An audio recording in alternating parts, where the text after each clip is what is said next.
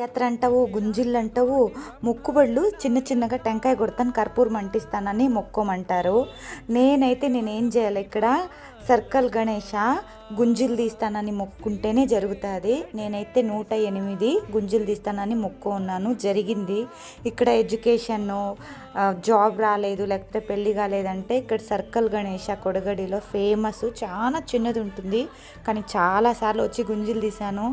ఇంతకు ముందు అయితే కొంచెం ఈజీగా గుంజిలు తీశాను, ఇప్పుడైతే చాలా కష్టం అయిపోయింది. ఇంట్లో కూర్చొని బాగా తినేసి ఇంట్లో ఉన్నాను కదా, అస్సలు కాలేదు.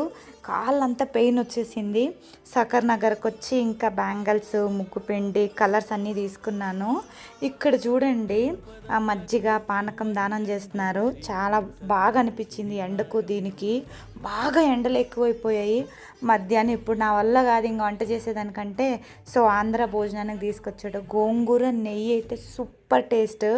ఇక్కడ ఒక దిండేమని వేస్తే ఏసీకి అక్కడెక్కడన్నా మూలు పోయి పడుకునేలాగా అలసిపోయాను నేనైతే ఈరోజు.